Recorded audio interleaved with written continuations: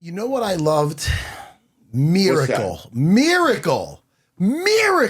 I love that movie. And part of it, I got to say, is I'm a Kurt Russell fan.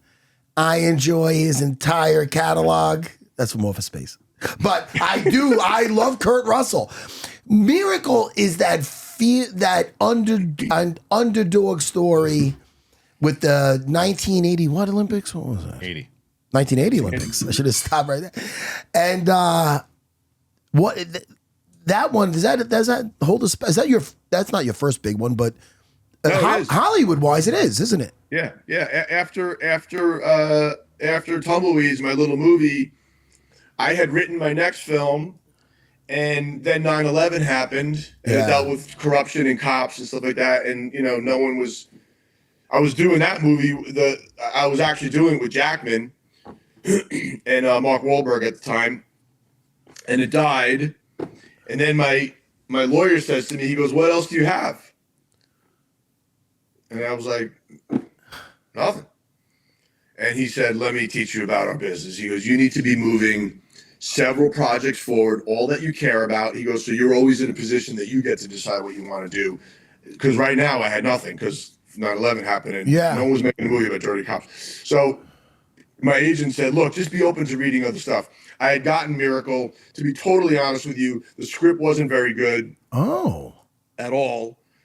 But I remember watching that game as a little boy, watching in front of the inches in front of the television. And when it was over, people in my neighborhood with pots and pans, it was crazy though.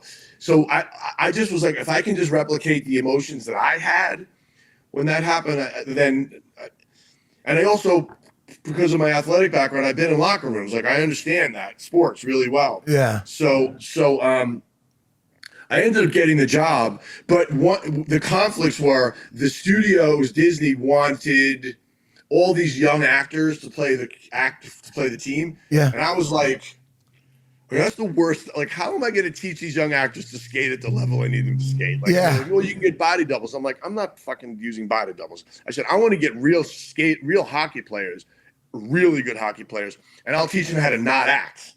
So you don't see the acting no acting and teaching. I said, that to me is the way to do this.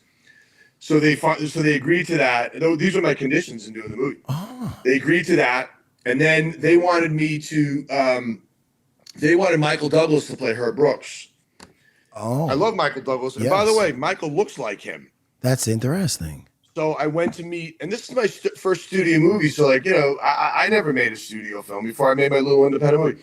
So I met with Michael, and as I said, I'm a huge fan, but I was explaining to him how I was going to shoot the film, and he wouldn't commit. I said, "Look, we have 6 months before we start rolling cameras.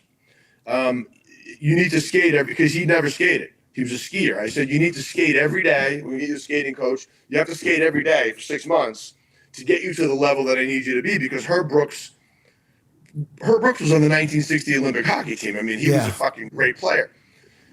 And I could not get him to, he would say yes. And then a minute later, he would tell me he's got a great body double and this and that. I kept going, no. I just didn't believe that he was going to do it. And I knew if I cast him and he didn't do it, my whole plan of how I wanted to shoot the movie was fucked. Yeah. Right?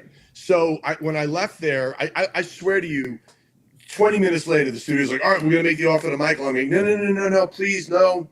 I remember saying, he's skating around the skate. I said, he's Bill Clintoning me. I'm getting Bill Clinton. He's skating around the skating issue. So I had to go back the next day, meet with him again, and go, "I really need you got to just tell me you're going to do it. I'm just trying to be respectful as I can, but I know how I want to make the movie." And he wouldn't, I just didn't believe it. So when I left there, I called the studio. I said, "Can I meet Kurt Russell?" Let's go. And I knew Kurt had moved up to Vancouver. His son was a hockey player. Okay. And Kurt was a really good baseball player. Oh. Really good I didn't know baseball that. player. Oh yeah, Kurt's a really good athlete. I've skied, he's a really good athlete. So when you went to him with it, what was he gung-ho about it? Was he? Yeah, so we sent him the script, and they say to me he wants to meet. So I fly to Vancouver. Who picked me up at the airport? Come on. Kurt Russell. I love hearing that. I love hearing that. Dude, he's the best. So, and hey, so Matt and Christian, here's literally what happens to me. I swear to God. I get in his car. The door, passenger door closes, and he looks at me behind the wheel and he goes, "What do you think of the script?" That's point blank. And I never got the. I'm just anyone who knows me knows I'm just never got the lying gene. I just can't. I'm not a bullshitter. Yeah. And I just said to him, I said, "It sucks." Okay. He goes, "We're gonna be good." He was testing me because if I told him it was great, he probably was thinking, "I can't work with this guy. He thinks the script's great." Oh, that's great. It wasn't. So he was testing me, and I rewrote the script because the script had all the historical documental moments, you know, that we all know about. But my issue was like, what's the connective tissue between all this stuff? Like, it's all cheesy bullshit, fucking not character, like just Disney bullshit. So I rewrote the script. I made it with Kurt, cast all these great kids who were all hockey players. Kurt, being a movie star, could have made my life really difficult because I never made a studio movie before. He was so generous with me and so supportive. He's still a really dear friend to this day. He came actually visited me at Account 2. He came with the set to hang out with me at lunch. He is the best. You know, we made this movie and I didn't know what the fuck I was doing really. I was making this, but I just storyboarded everything, all the action. I storyboarded everything. I just followed my storyboards when I was shooting it, you know.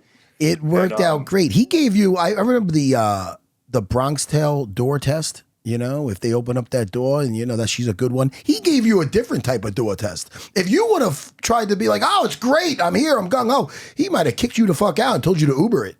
I don't know, but yes, I mean, he probably wouldn't have done the movie because if you think about your Kurt, I made a tiny little movie for $800,000. My first movie. Yeah, that was my first film. It's on movies. Now, the woman who played the lead won a Golden Globe. She got nominated for an Oscar. So, like, the movie did, you know, on the top, did very well critically. It didn't make a lot of money, but the actress she won, you know, she did. So he knew I had to work with actors, and but if I told him it was great or good, he probably would have been like, "I'm not working with this guy." Man, that is, I love hearing that he's a good guy because I'm such a fan. Best, man. They say don't meet your heroes. I'm like, I don't ever want to meet him because I think he's I'm such a fan.